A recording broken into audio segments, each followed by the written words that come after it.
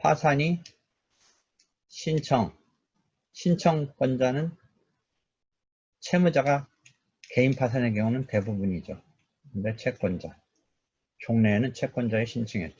파산이 신청이 되면 파산 신청 요건을, 파산 요건 등을 검토해서 아까 말한 중요한 건 우리가 망했다라는 의미의 지급불능이라는 용어를 쓰는 요 요건 하에서 통과하면 파산이 선고되는 거죠. 그렇죠? 법원이 파산을 선고하는데 이건 우리가 일반 민사소송처럼 판결이라는 방식이 아니라, 형식이 아니라 결정이라는 방식으로 선고 결정. 그러면 이제 채무자, 이 본인이 신청했던, 채권자가 신청했던 그 대상이 된 채무자가 이제 파산자가 되는 거죠. 근데 파산자라는 게 조금 부정적인 개념이니까 법률에서는 파산 선고를 받은 채무자, 이런 표현을 써요. 파산 선고를 받은 채무자 또는 채무자 또는 파산자. 이게 파산이 선고되면 이제 이때부터는 채권자들이 계속 반복되는 말이지만 개별적으로 자기 채권을 받겠다고 추심하는 게 금지돼요.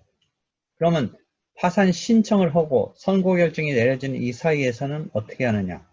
여기에는 일종의 보전적 처분, 보전 처분적인 이런 것을 지급을 함에 있어서 뭔가 지금 스톱시킨다든지, 채권자 입장에서는 채무자의 재산 일탈을, 그러니까 재산 빼돌리는 것을 막고자 한다든지 하는 이런 상황이 있을 수 있어요. 이 와중에는. 그렇지만 공식적으로는 파산이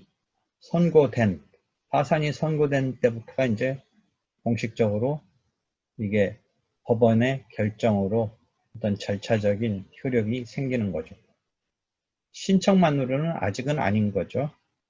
그러니까 미국에서는 이 신청만으로 스톱을 시키자 한다는 개념이 오토매틱 스테이라고, 자동으로 중지, 정지시킨다, 이런 개념이 있는데 우리는 보전적인 처분, 이런 거는 그 요건에 맞춰서 할 수 있지만 자동 내지는 오토매틱이니까 자동이라고 번역하는데 당연히 올스톱 되는 건 아니다. 우리가 이 제도는 갖고 있지는 않아요.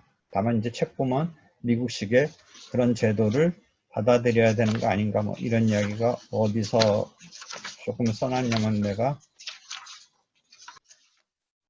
신청의 효과 가서 보면 3-44 마지막 가서 보세요. 신청의 효과로서, 그러니까 선고가 내려지기 전 신청 단계의 효과로서 보전 처분 같은 걸 걸 수는 있고, 회생 절차에서는 또 조금 더 그런 게 가능한데, 지금 파산 절차에서는 일단은 여기는 파산이 아직 선고되지 않았지만 3-44 마지막 가서 보면 오토매틱 스테이라는 이런 제도의 도입 여부가, 하여튼 내가 미국식 제도를 소개하면서 도입을 해야 되지 않는가, 이런 논의가 있다, 이런 거죠.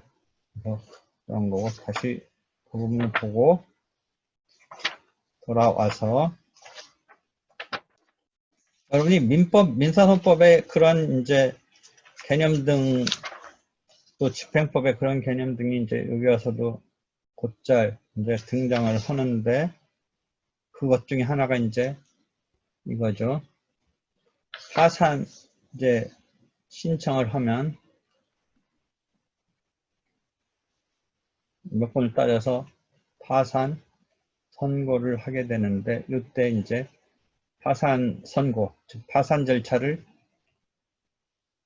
개시하는 이 요건, 개시의 요건을 보면 이제 우리가 민사소송법 등에서 쓰는 용어 중에 비슷한 게 나오죠. 파산 능력, 민법에서 권리 능력, 소송법에서 당사자 능력, 여기서 파산 능력. 그러면 마찬가지예요. 자연인, 법인, 자연인 파산 될 수 있는 거죠. 법인 파산될 수 있는 거죠. 즉 실체법에서 민법에서 권리 능력, 그 다음에 절차법의 민사소법에서 당사자 능력, 이런 개념이 여기서 등장하죠. 외국인의 경우는 권리 능력이 인정될 것이냐, 외국인에게 당사자 능력이 인정될 것이냐, 내외국인 평등주의, 이런 얘기가 3-3에 나오네요. 법인, 심지어 지방자치단체도 파산하고, 여러분이 신기하지만 은행 파산은 이미 금융권 파산하는 정식의 은행 아닌 경우는 빈번했고, 외환은행 같은 경우도 거의 그런 상황이었고, 이런, 심지어 국가도 파산해요. 잘못하다. 우리도 지금 코로나19 때문에 재정 지출이 어쩌고 저쩌고 막 그러는데, 사람들이 설마 하는데, 이제 IMF 때도 거의 국가 파산 사태 비슷했던 거죠. 그 다음에 여기서 똑같이 당사자 능력, 민법, 민사선법, 이런 상황에서 권리 능력 없는 단체의 경우에, 권리 능력 없는 단체의 경우에 당사자 능력이 있냐 없냐, 이거 논의할 때처럼 파산 능력이 있느냐. 그러니까 파산 선고가 될 자격, 이거죠. 여기서 능력이란 말 쓰니까 조금 이때는 권리 능력과 당사자 능력하고는 좀 느낌은 이상하긴 한데, 다른 대상이 될 수 있냐 아니냐의 그것이죠. 여기서도 그러니까 조합의 경우에 민법의 당사자 능력이 문제되듯이 파산시킬 수 있느냐, 파산의 대상이 되느냐, 이런 거죠. 이런 게 쭉 설명되어 있어요. 한편 여기 특이하게 파산법에 나오는 건 상속 재산에 대해서 파산 능력이 있어요. 상속 재산. 여러분 민법에서는 어떻게 돼요? 사람이 사망하면 상속인에게 이 포괄승계가 이루어지니까 채무도 포괄승계가 이루어지죠. 그래서 상속인이 이 채무를 떠맡기 싫으면 상속을 포기하든지 한정승인을 하잖아요. 한정승인 같은 걸 하겠죠. 그런데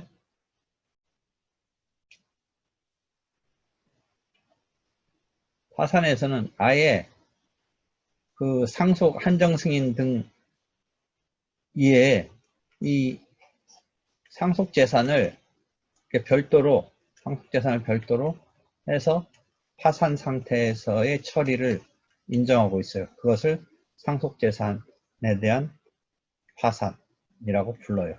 그러니까 우리가 민법적으로는 사망이 되고 이 재산이 내려오는데 권리, 적극적인 플러스 재산만 내려오는 게 아니라 채무, 마이너스도 내려오는데 이 마이너스 내려오는 거 처리 때문에 여기서 상속을 포기하거나 한정 승인을 해버리는데, 여기서는 아예 이 상속인이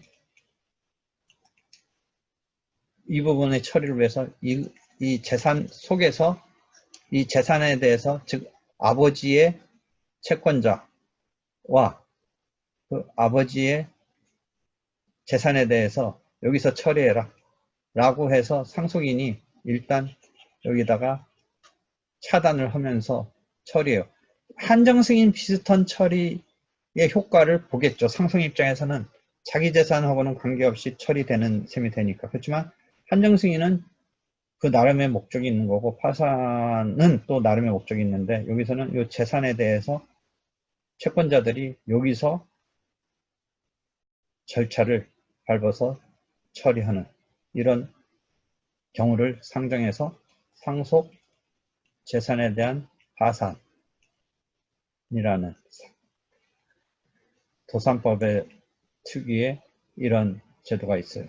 그 다음에 비슷한 맥락에서 신탁재산, 신탁재산도 잘못하다가 맡긴 사람과 신탁자와 수탁자, 거기에 이제 채권 채무의 이해관계가 충돌하는데, 이게 맡긴 사람 재산이냐 또는 수탁한 사람의 재산이냐 등등인데, 아예 요거를 가지고 파산 절차를 밟을 수 있도록 해서 3-12에 보면 유한 책임 신탁 재산에 대한 파산 능력을 인정하고 있어요. 3-12의 유한 책임 신탁 재산에 대한 파산. 이해하겠죠? 그러면 이런 게 이제 파산이 될 수 있는 능력이죠. 능력. 그걸 받고 이런 걸 통과해야겠죠. 그래야지 신청에 따른 파산이 선고되겠죠. 두 번째는 이제 파산 원인이 있어야 되겠죠.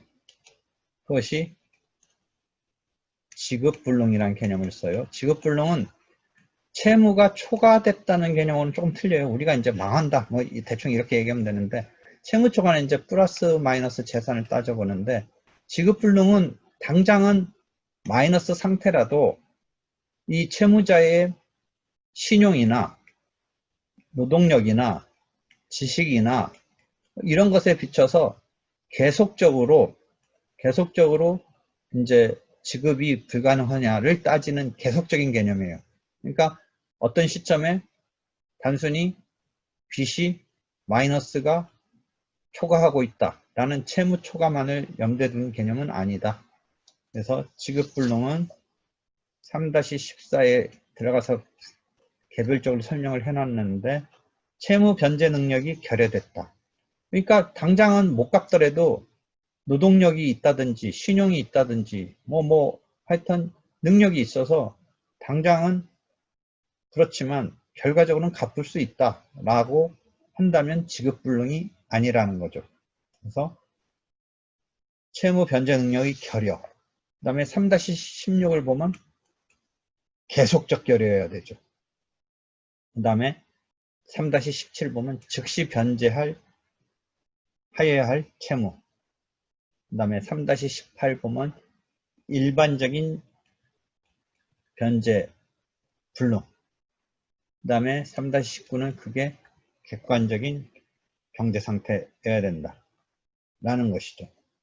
케이스 바이 케이스로 따져야 되는데 굳이 이제 개념을 분류하면 그렇게 세분화해서 분류를 하죠. 그 다음에 원인으로서 두 번째 3-21의 지급정지를 들고 있는 건데 이거는 지급정지는 지급불능을 추정할 때 쓰인다.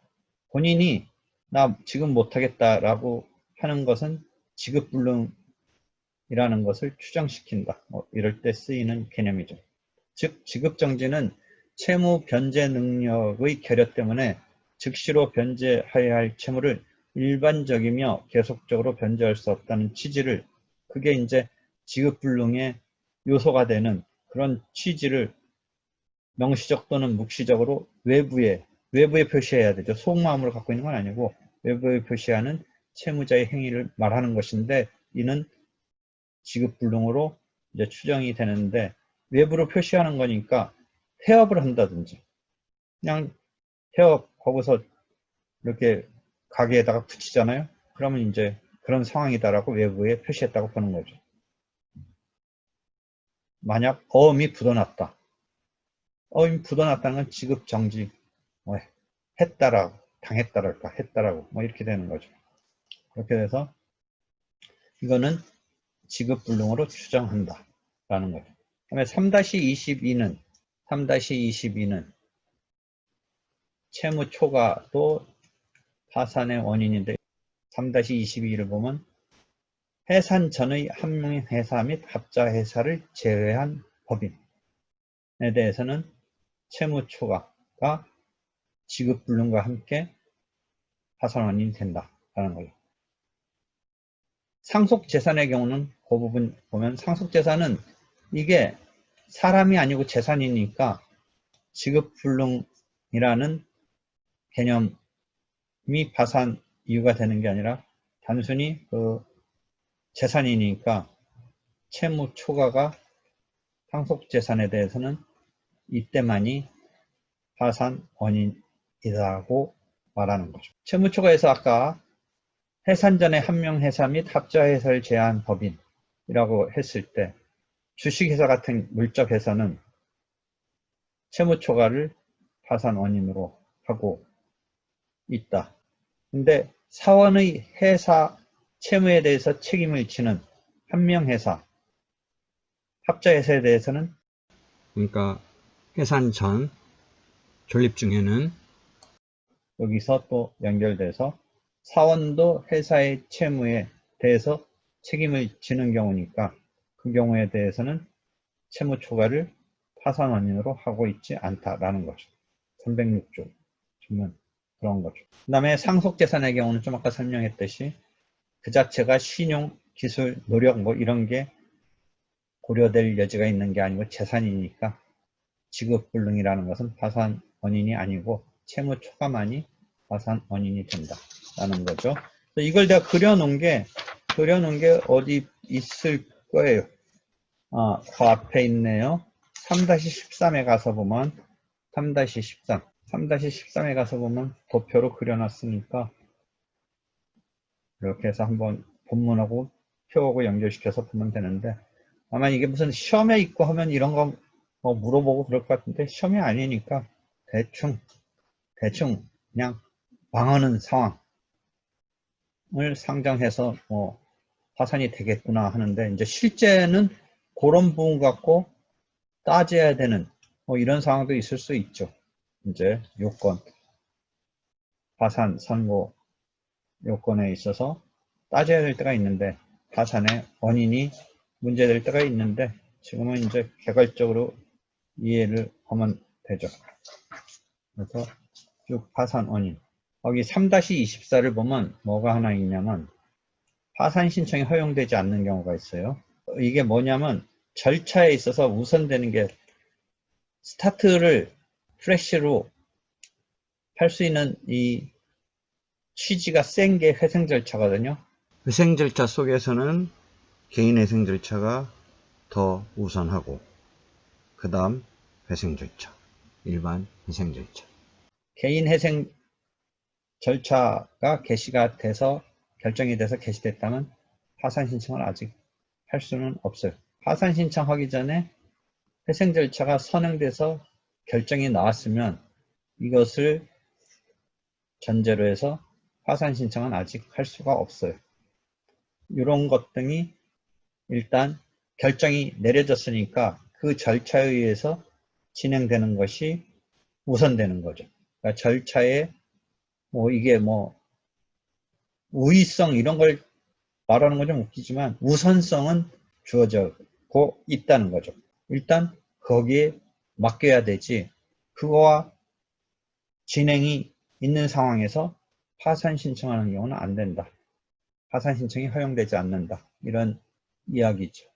그 다음에 3-27 파산 신청권자는 아까 채권자도 가능하다고 했죠. 그러니까 파산이 채권자가 신청하는 의도 알겠어? 채무자가 돈 없다고 나자빠지니까 파산 신청을 채권자가 하면 채무자가 파산 선고를 안 당하려면 어떻게 하겠어? 나 돈 있다. 나 지급불능 아니다. 이런 거를 얘기하다 보면 재산 있다는 얘기를 해야 되지. 자, 봐 어떤 얘기냐면 옛날 개념으로 채권자가 파산을 채무자 시킨다는 게 뭐가 있냐면 딱히 막 재산이 안 보이니까 이게 돈 받아낼 길이 없으니까 에라 모르겠다. 그럼 속된 말로 물 먹으라 하면서 파산을 신청하면 이제 채무자 입장에서는 파산이 선고되면 뭐 사람에 따라서 파산 선고되었잖아. 뭐 돈 한 푼도 없는데 뭐 하고서 무덤덤할 사람도 있지만 파산이 선고되면 뭔가 깨림치고 불명하고 뭐 여러 가지 뭐 하니까 내가 파산이 될 수 있는 조건인 지급불능 아닌다라는 지급불능이 아니다라는 이런 것을 지급불능이 아니다라는 것을 밝히기 위해서 나 재산이 있다라는 얘기를 해야 되니까 재산이 나온다 내지는 재산이 드러난다. 그런 점 때문에 채권자가 파산을 신청하는 경우도 상정할 수는 있다는 거죠. 그러니까 채무자 너 당해봐라 라고 하면 채무자가 나 재산이 있는데 왜 파산 신청을 하느냐 채권자로부터 의 경우의 케이스 이해할 수 있겠지. 개인회생은 채무자 개인회생은 나중에 보면 채무자가 신청하는 거죠. 17-28 가서 보면 개인 채무자이어야 개인회생 절차를 신청할 수 있다 이렇게 되는 거죠. 다시 돌아와서 3-21 파산 절차는 채권자 신청보다는 채무자 스스로 신청하는 자기 스스로 파산 신청하는 자기 파산이 거의 대부분이죠. 최근에 주로 이제 면책을 염두에 둔 거죠. 스스로 파산을 신청한다는 채권자, 채무자, 그 다음에 3-30의 채무자의 준한, 이런 준채무자 개념이 있으니까 읽어보면 돼요. 법인에 있어서 이사, 법인 자체가 하나의 주체인데 거기에 관련된 법인의 이사는 법인 채무자, 준채무자 이런 준한다, 이런 개념으로서 파산 신청권을 인정하고 있죠. 그다음에 신청 절차로 가서 보면 3-33 신청서를 작성해서 내야겠죠. 이걸 이제 본인이 아름아름으로 한다든지 하는 것도 가능하지만 이제 아까 말한 대로 대리인, 변호사나 법무사. 근데 여기서 이게 본격적인 소송 이런 건 아니고 비송, 소송이 아닌 비송에 가까운 성격이니까 여기서 이제 금융권이나 약간 이런 걸 한두 번 처리해 본 사람이 브로커성으로 신청서 작성 막 이런 거를 하는 경우가 많이 이제 기사 같은 데서 볼 수 있는데, 또는 이런 사람들이 그 신청하고자 하는 사람을 소개해 준다는 의미에서 브로커성으로 이렇게 역할을 하는데, 실제 작성은 또 자기가 스스로, 자기네들이 스스로 그 어떻게 본다면 요령을 알거나, 근데 이제 어떻게 본다면 뭐 할 수는 있는 건데, 이제 법률적인 이런 여러 가지 각도에서 살필 거는 아무래도 이 반복적으로 한 것만으로는 안 되고 법리적인 게 들어갈 때는 이 전문가한테 이렇게 검토받아야 되는데, 하여튼 거기서 여러 가지 문제가 발생하는 거죠. 그런 상태에서 신청이 되면 3-37 신청이 되면 여기에서 채권자가 파산 신청했을 때 그 채권자의 채권이 그 파산 신청한 것만으로 시효 중단이 어떻게 되느냐, 이 신청이 시효 중단에 효과가 있느냐가 문제가 되죠. 문제가 되는데, 우리가 민법 168조 등에서 이제 청구, 재판상 청구가 시효 중단 사유인데, 이 채권을 갖고 있는 사람이 이제 채권을 신고한다라는 건 나중에 선고되고 나서, 파산이 선고되고 나서 신고를 한다라는 건 그거 시효 중단 사유에 취급해서 볼 수 있고, 실제 조문도 도산법의 32조 2호 등에 있는데, 단순히 파산을 지금 신청한 것만으로 나중에 파산이 선고되고 파산 채권을 신고한 거는 시효 중단 효과가 있지만, 파산을 신청했다라는 상황만으로 시효 중단 효력이 있느냐에 있어서 지금 일본 판례 등 거기에 쭉 소개가 되고 있어요. 그래서 신청 시에 주장된 신청인의 채권에 대해서, 만약 채권자가 신청했다면 그 채권에 대해서 시효 중단의 효력이 생긴다고 할 것이다. 그러니까 채권자가 신청했을 때 그 신청한 사람의 그 신청이 시효 중단의 효력이 있겠느냐의 부분이죠. 하여튼 그런 게 문제가 된다라는 거죠. 그 다음에 소치하처럼 3-38에 우리가 소를 제기하고 뭔가 여의치 않으니까 소를 취하하듯이 파산을 신청했다가 파산 선고 결정이 내려지기 전 사이에 아니다 하고 신청을 취하할 수도 있다 이거죠. 신청을 취하할 수도 있다라는 것. 그 다음에 3-39는 아까 말한 대로 파산 신청을 하고 선고 결정이 나면 이제 채권에 있어서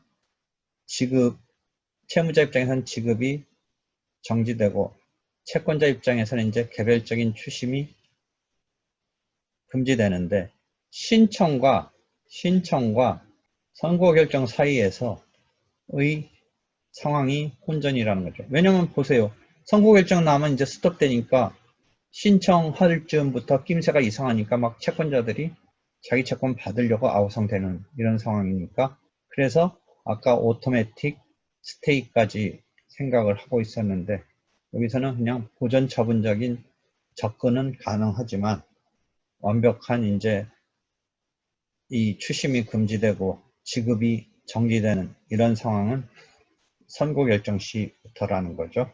그래서 그런 상황이 3-39에 설명되고 있어요.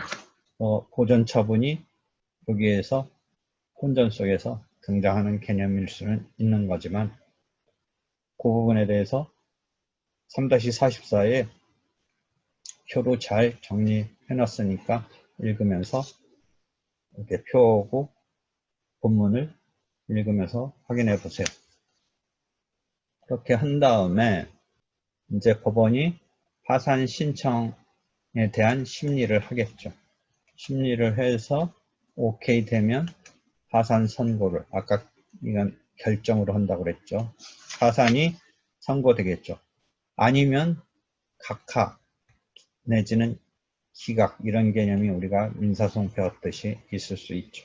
한편 파산 원인이 존재하는 경우라도 파산 절차가 남용되면 이 경우도 특별히 남용을 방지한다는 차원에서 별도로 하나 조문이 309조에 아예 딱 못 박아져 있어요. 309조 2항. 남용이라고 해당된다고 인정될 때는 신청을 기각시킬 수 있다라고 딱 해놨어요.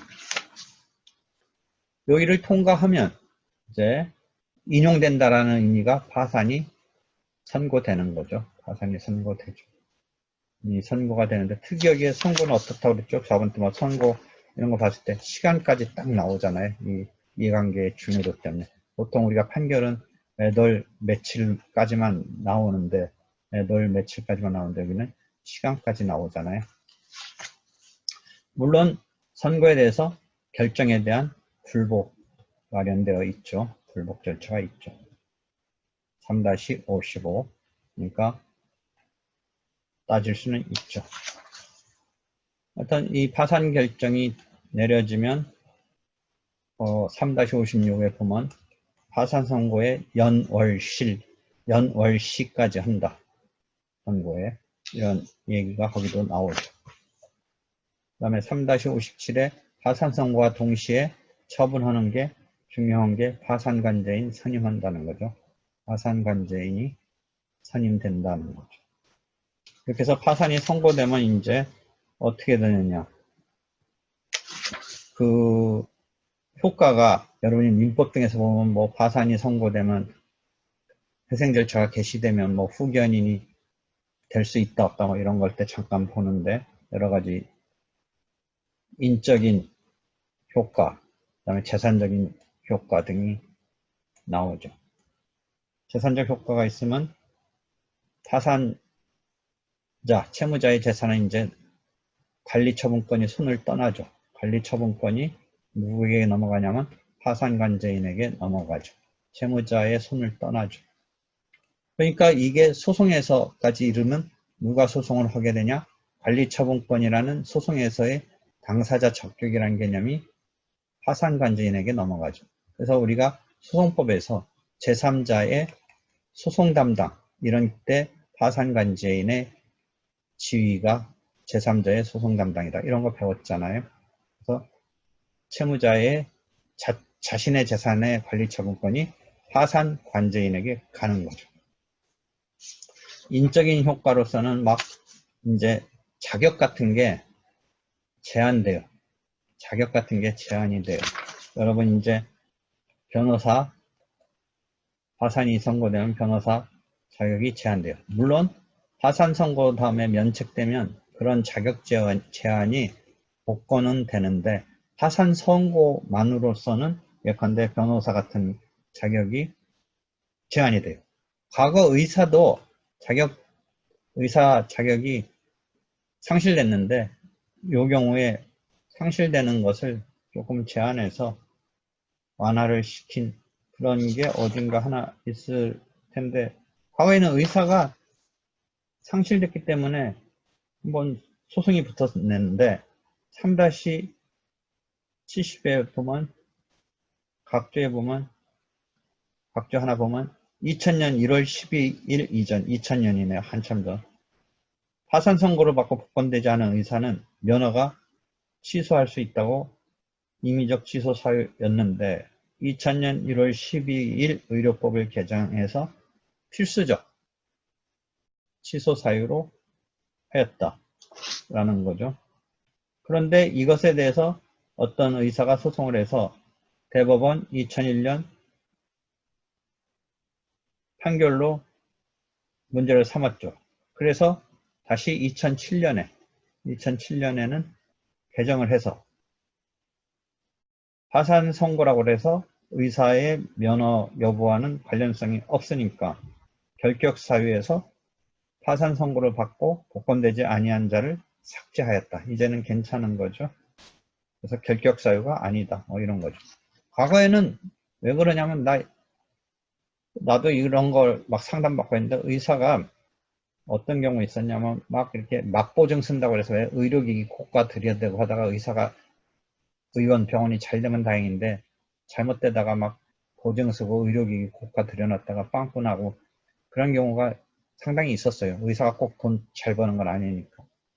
그러니까 이제 의사가 그렇게 파산이 이제 상황으로 갔을 때 이게 파산에 그치는 게 아니라 의사의 면허가 문제가 되는데 지금 봤듯이 그래서 소송까지도 가고 그랬는데 그럼 종전에는 왜 파산이 선고됐을 때 의사의 면허를 결부시켰냐면 파산이 선고되면 경제적으로 이게 망했으니까 공공하니까 이게 보건, 의료 이런 것에서 잘못하다 무리한 어떤 치료행위나 돈이 염두에 두고 뭔가 이 운영이 될 것 같은 이런 것 때문에 연결이 됐던 건데 지금 개정된 거는 뭐 그리 파산과 의사의 어떤 의료행위 면허와 관계가 그다지 없는 거 아닌가 해서 삭제했다. 뭐 그 이야기가 나오는 거예요. 하여튼 원래의 연역은 그런 거예요. 그 다음에 이런 자격 제한은 복권이 돼요. 면책이 되면 이제 뒤에 면책이 되면 이게 다시 복권이 돼요. 그래서 여러분이 우스개로 지금 로스쿨에서 잘못하다가 돈 펑펑 쓰다가 파산이 되면 잘못하다가 변호사 시험 자격에 있는지 한번 찾아봐요. 변호사 시험 자격에도 이게 뭔가 결부되어 있는지 봐요. 하여튼 변호사 이게 결격이 되는데 복권이 되면 상관은 없지만 하여튼 이게 변호사 함에 있어서 이 파산이 연결되어 있어요. 3-70 가서 보면 일반적인 회사 취업한 것 같고 파산 선고 받았다면 약간 회사 입장에서는 얘가 뭐 공금 횡령하고 할 위험이 있다라고 생각되기 때문에 자르고 싶을 생각이 있기 때문에 파산에 뭘 하나 넣냐면 고용상의 취급을 차별하면 안 된다라는 게 3-70에 있어. 회사 내부 규정은 파산 선고 받으면 퇴직해야 된다 뭐 이런 식으로 규율 해 놓을 수는 있지만 그런 식으로 차별하면 안 된다라는 게 하나 두고 있어. 파산 선고를 이유로 3-70 차별 금지. 그래서 정당한 사유 없이 취업의 제한 또는 해고 등 불이익한 처우를 일반적인 회사라면 할 수 없다라는 거지. 그런 게 있고 그 다음에 3-73 동시파산 폐지 몇 번 반복해서 이야기했죠.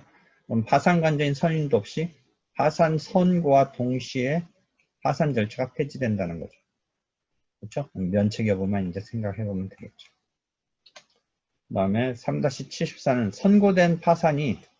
선고됐는데 아까 파산 신청을 취하한다는 이런 건 완전히 별개의 개념이죠. 선고된 것을 불복 신청에 의해서 취소시키는 거죠.